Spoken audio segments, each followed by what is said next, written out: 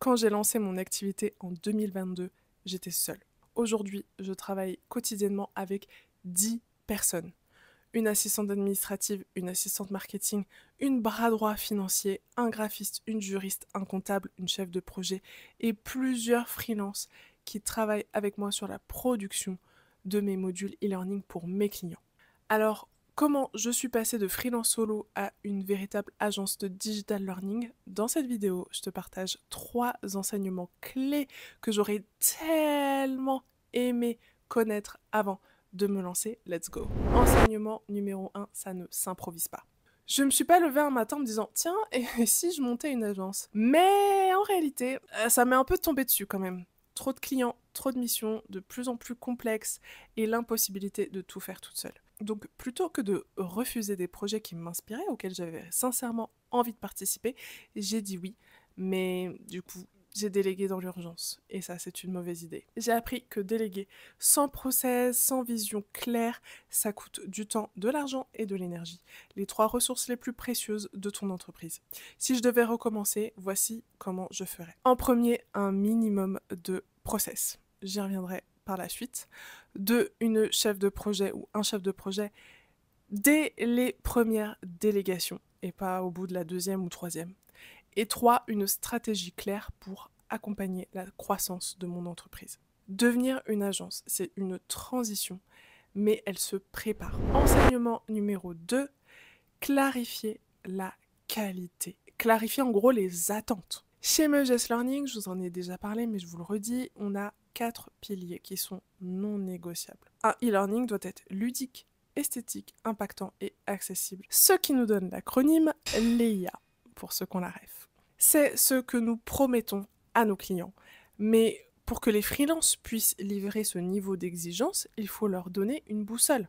Parce que moi, ce que j'entends par ludique, esthétique, etc., c'est pas du tout évident pour les freelances à qui je délègue.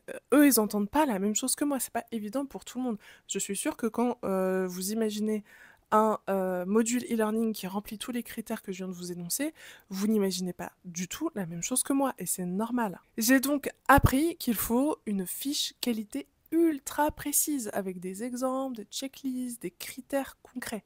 Sans ça, on passe notre temps à corriger et ça devient frustrant pour tout le monde. Enseignement numéro 3, apprendre à lâcher prise. Honnêtement, pour moi, c'est le plus difficile.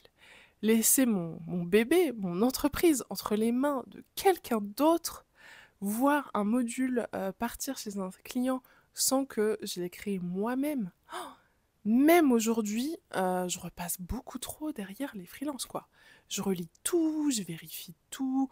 Parfois, je me dis, oh là là, j'aurais été plus vite si je l'avais fait moi-même, quoi. Mais c'est pas de la faute du freelance, c'est en grande partie ma faute. Agir comme ça, c'est clairement pas scalable. C'est encore pire que si j'étais toute seule. Parce qu'en fait, c'est encore plus chronophage, pardon, ça me prend encore plus d'énergie, c'est encore plus frustrant. C'est pour ça que j'ai pris la décision, un peu tardive, de recruter une chef de projet pour centraliser les infos, assurer le contrôle qualité et permettre à l'équipe de monter en autonomie. J'ai compris que déléguer, c'est pas juste faire. C'est aussi former, expliquer, ajuster avec l'équipe. Il y a une vraie phase d'adaptation où on ne gagne pas encore du temps, mais on prépare le futur.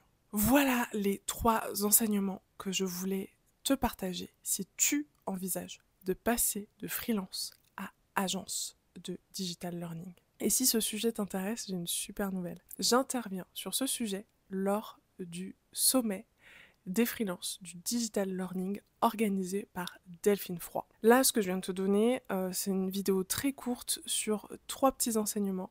Mais si ça t'a plu et que tu veux en savoir plus et que tu veux vraiment comprendre toute la transition de A à Z, j'ai toute une interview avec Delphine lors du sommet qui dure plus d'une demi-heure, je sais plus, 40 minutes, où on parle vraiment de tout le process qu'il y a eu, toute ma réflexion et tous les défis et les victoires que j'ai vécues pendant ces années d'entrepreneuriat et cette croissance qui m'a permis de passer de freelance solo à agence de digital learning. Alors le sommet des freelances du digital learning, c'est quoi? C'est 100% gratuit, 100% en ligne, à distance. Ça a commencé cette semaine, lundi, mais rassure-toi, tu peux encore t'inscrire. Je te mets le lien d'inscription en description. Mon passage sort mercredi 22 octobre, donc à peu près au moment où sort cette vidéo, et ce sera peut-être déjà sorti, donc je te recommande dans ces cas-là de vite aller regarder parce que les vidéos de chaque intervenant ne sont disponibles, il me semble, que 2 jours. Donc vas-y vite. Évidemment, il n'y a pas que moi, le sommet des freelances du digital learning, c'est énormément, je sais plus combien il y en a cette année, mais des dizaines de conférences sur plein de sujets différents, avec des intervenants différents qui sont absolument passionnants, qui racontent leurs expériences, qui apportent énormément de valeur, et tout cela gratuitement. Dans ce secteur tellement niche qu'est le digital learning, tu ne trouveras ça nulle part ailleurs, il n'y a que Delphine qui fait ça, donc vas-y, c'est l'événement à ne pas manquer. Comme je te le disais, les replays sont disponibles pendant un temps limité ou accessibles avec le pass VIP. Si tu ne connais pas Delphine, c'est la fondatrice de la The Learning Diary Academy, la TLD Academy pour les intimes. Elle accompagne des freelances ou futurs freelances à lancer leur activité dans le secteur du digital learning en tant que coach. Je l'ai interviewée l'an dernier, je te mets également la vidéo en description. Comme ça, tu auras toutes les informations, que ce soit sur Delphine et sur le sommet qu'elle organise. Merci d'avoir regardé cette vidéo jusqu'au bout. Si ce contenu t'a aidé, pense à liker, t'abonner à la chaîne et activer la cloche pour ne rien manquer et activer autre nouvelle fonctionnalité que YouTube a sorti récemment. À très vite, c'était Jean de Meuses Learning. À très bientôt.